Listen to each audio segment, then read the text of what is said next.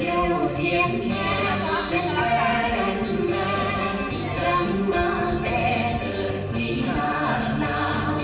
ทั่วถิ่นฐานล้ำสามแดนลาวเสียงแค่ลาวดังก้องกลางลาวเสียงขับร้องแต่เนื้อถึงไตเป่าแค้นใส่เดี่ยวกองภาษาคืนเดือนแย่งดอกจำปาบาน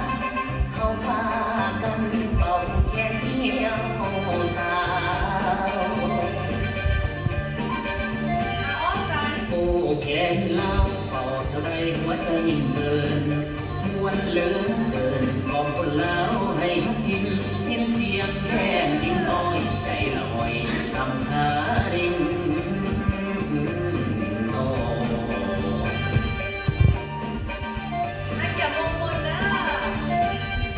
เอาแขนลาวเต้าวงเขาลาว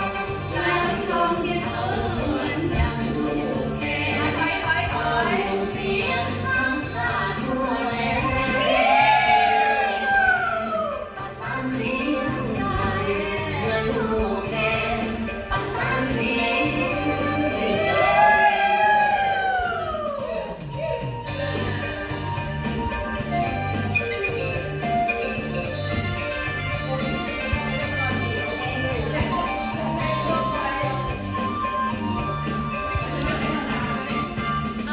โอ้แขนลาวเป่าเท่าไรหัวใจยิ่งเดิน